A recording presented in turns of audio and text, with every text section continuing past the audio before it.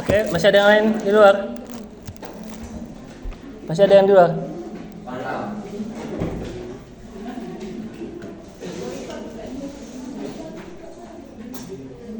Bismillahirrahmanirrahim. Assalamualaikum warahmatullahi wabarakatuh. Oke, langsung aja. Tadi kita ada sedikit bahas tentang metode penulisan gitu ya. Sebelum kita masuk itu, kita secara umum universal melihat sesuatu itu dalam alam ini, kehidupan ini, kita selalu ada 3 babak, 3 sequence intinya ya. Kalau film pertama opening, pembukaan karakter. Nah itu kalau yang kemarin baru nonton Jatuh Cinta seperti di film-film, itu film termasuk yang masterpiece. Jadi dalam film saya bercerita, dan nanti cerita lagi. Jadi bisa kayak Inception, tahu film Inception itu film yang harus ditonton juga tuh. Inception. Oke, jadi dalam hidup itu ada 3 tahap. Atau film contohnya tadi ada pembukaan, perkenalan tokoh, karakternya, pro kontranya ya.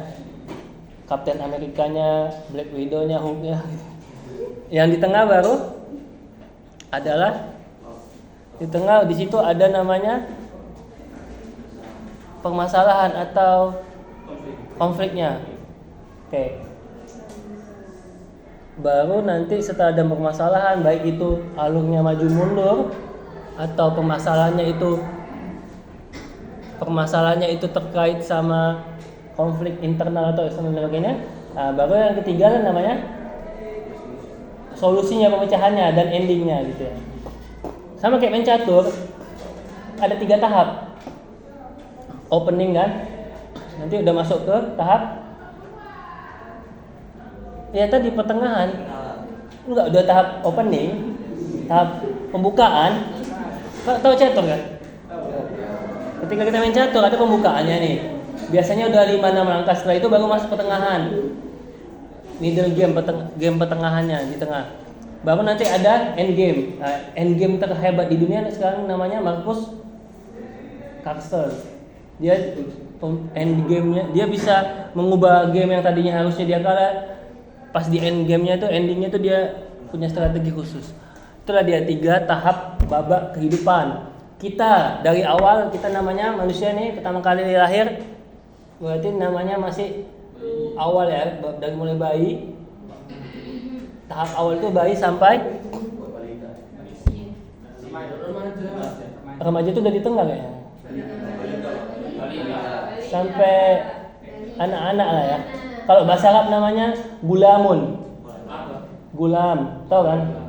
Ada bunaya itu panggilan kesayangan lah ya awalnya. Nah, kalau dari sisi ilmiah namanya gulamun.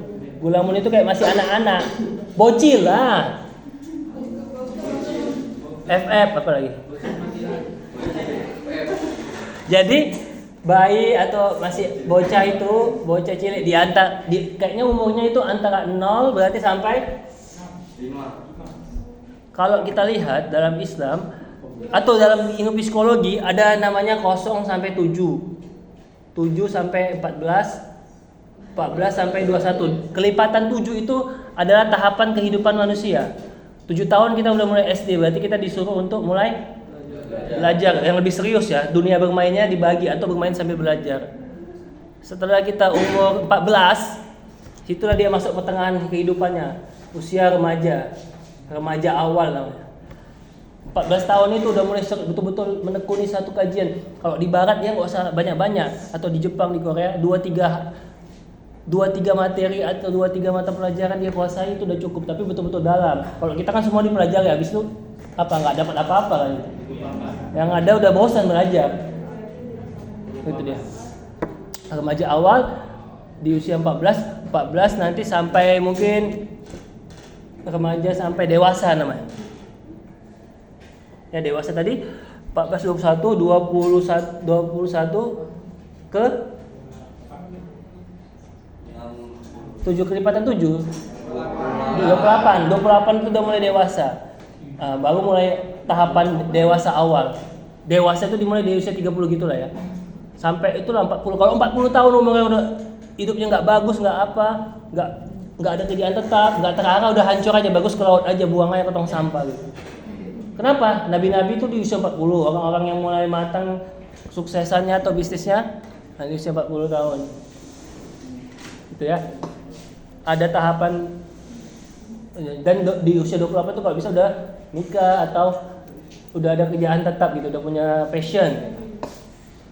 Kalau sekarang masih bisa kalian ini, kalau memang nggak cocok kuliah masih bisa banting setir, tapi jangan penting kali nanti masuk jurang pula kan gitu. Ya kalau memang nggak cocok, ya masih bisa, daripada nanti nyesel 4 tahun gitu ya. Oke, tadi aja dia ada 3 tahap kehidupan. Remaja, dewasa, baru nanti yang terakhir masa tua lah, atau apa ya bahasa ilmiahnya ya, rentang lansia sampai meninggoy. Maksudnya itu 3 tahapan hidup. Ya kayak misalnya kita mau kenalan gini, saya tadi. Ya Azril kenalan sama si apa? Oh dia. Perkenalan. Apa namanya? Istilahnya PDKT atau sekedar basa-basi chat-chat, udah makan apa? Basa-basi dulu, perkenalan. Udah makan belum? Udah sholat belum? Atau mau disolati gitu kan? Sekedar apa dulu ya?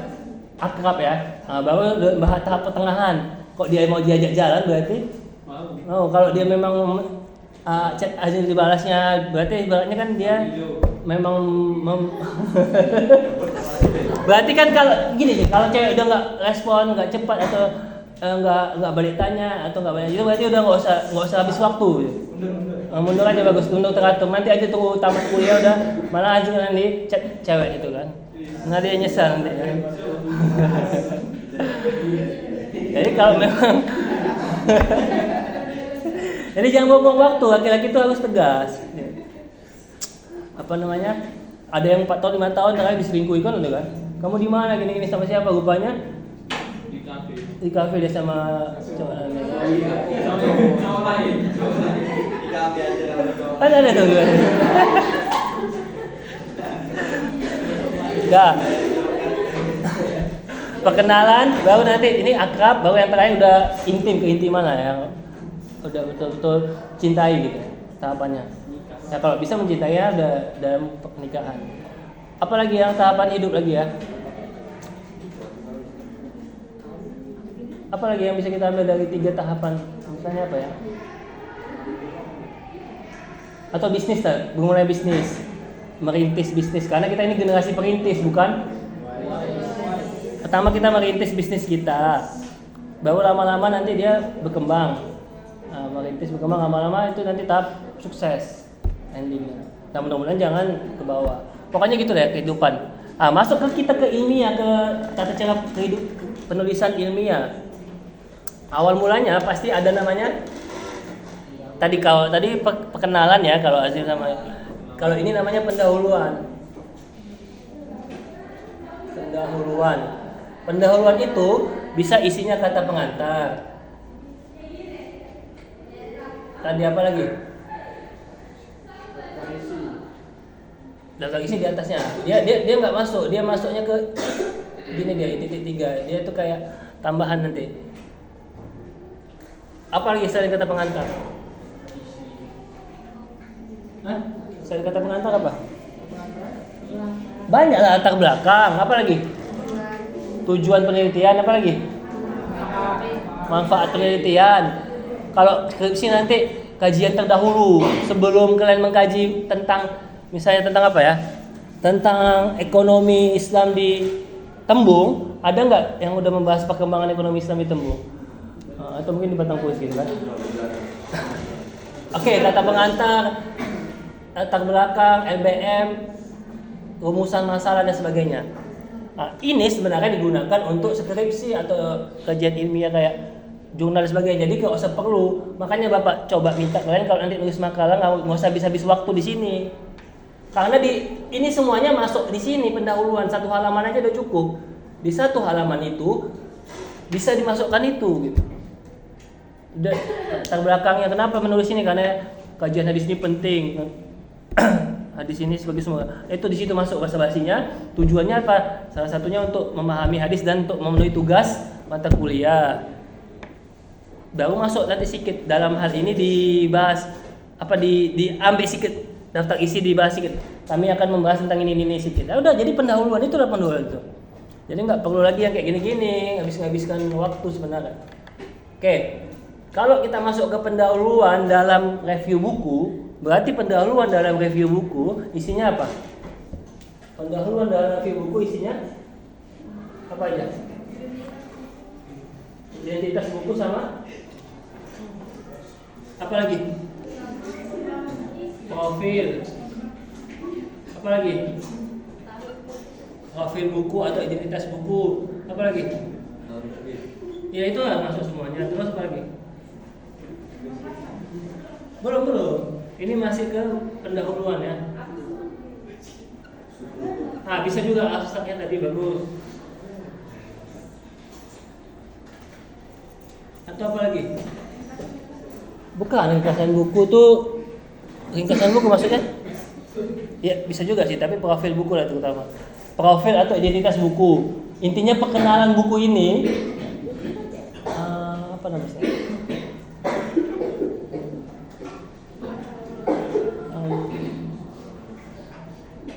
Ya semacam kita melihat sisi lain dari buku ini, pengarangnya, daftar isinya gitu. Jadi ketika kita bahas pendahuluan, oke, bisa masuk ke apa dulu ya, basa-basi tadi ya, 1 halaman ya, bisa boleh kalau ada udah buat tadi ya. Oke, atau apa namanya kata pengantar lah ya istilahnya, itu boleh. Kalau nggak ada itu gimana?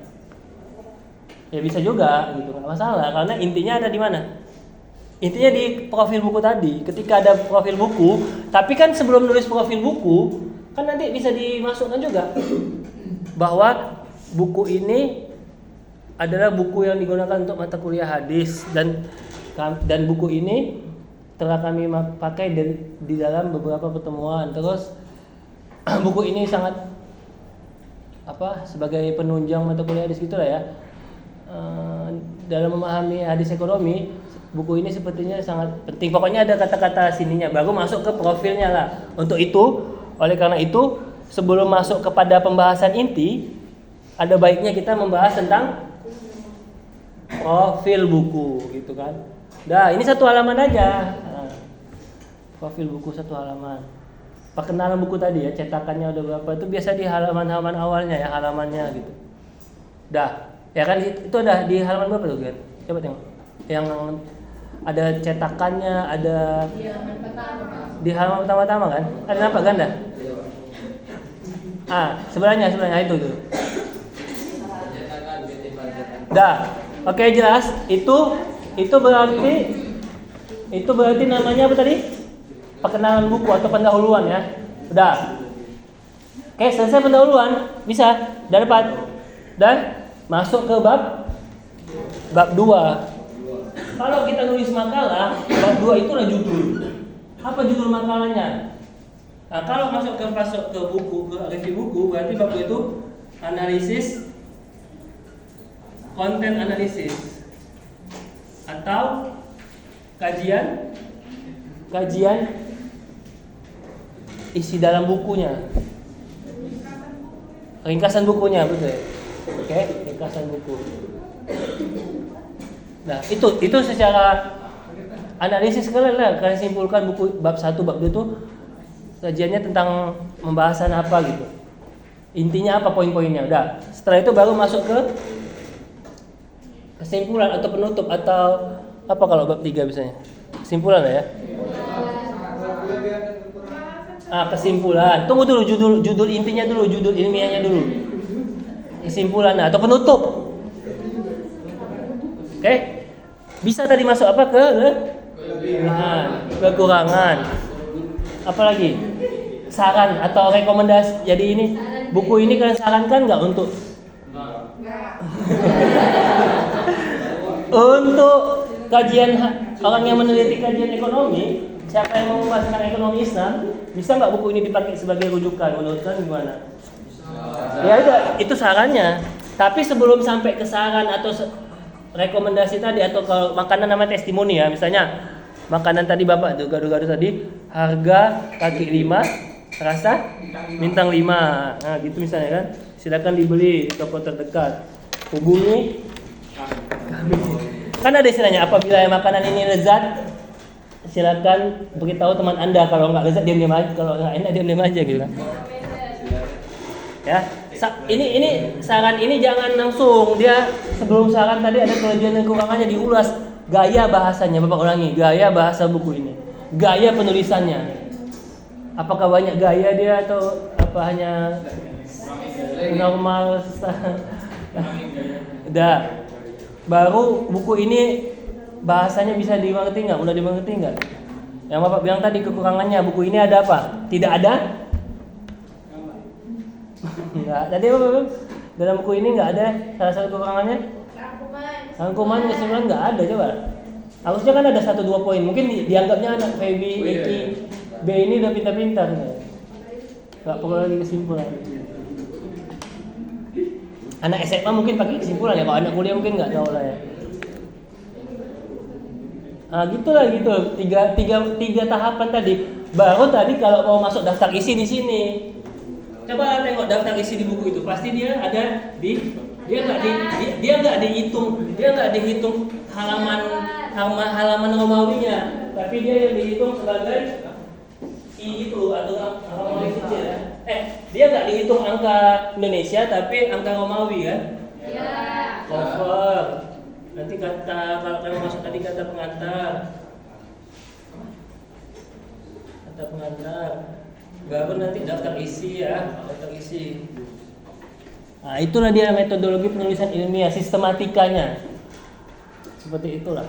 Nanti kalau memang analisis kontennya lagi mau tambah lagi, misalnya analisis dalil berarti masukkan A ya. Analisis dalil. Nanti dari analisis dalil ini nanti mau kalian kaji sahih atau enggaknya, berarti 1 ya kan. Kualitas hadis atau kualitas hadis. Dah, nanti B lagi apa gitu kan. Sistematikanya gitu kan. Pakai Romawi, pakai A besar baru pakai 1 atau pakai A besar di bawahnya A kecil atau 1 ya. 1. Gitu kan waktu SMA belajar kan? Itu metode penulisan ilmiah mungkin ngantuk lagi waktu belajar. Seperti itulah metode penulisan ilmiah, gambaran umumnya. Pendahuluan, konten analisis atau judul buku, judul inti materinya sama kesimpulan atau penutup. Dah, sudah Allah.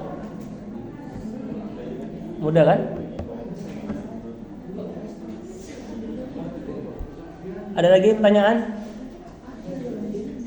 Bisa juga tadi dalilnya diteliti Gum, dalil ini. Enggak nyambung dalilnya nih, enggak jelas nih. Sesat ini misalnya. Ayatnya ini tapi hadisnya ini atau hadis ini kayaknya dhaif gitu. Saya gitu sampai sejauh itu, tapi sudah seperti itu ya. Berarti ini pakai variabel apa namanya? Variabel judul kita apa berarti? Review buku hadis ekonomi. Review buku ini adalah variabel X. Hadis ekonomi Islam berarti Y. Variabel X1 kali Y1 sama dengan sama dengan nanti kesimpulannya, hipotesisnya apa gitu. Kesimpulannya gini. Nah, itulah dia. Kalau S2 atau master itu biasanya variabelnya 4 atau 5. Nah, X kali ini kali Y1, Y2 gitu-gitu. Nah, semakin banyak dia apa. Misalnya kalau kita ekonomi Islam, analisis kepuasan konsumen. Analisis kepuasan konsumen terhadap ya, ditambah lagi di mana, di perusahaan apa atau di bank apa gitu. Nah, itu nanti kalian pelajari. Kalau kalian nggak ngerti itu, udahlah alamat kalian nggak bisa tamat lah. Bisa sih tamat joki juga ya. Kenapa?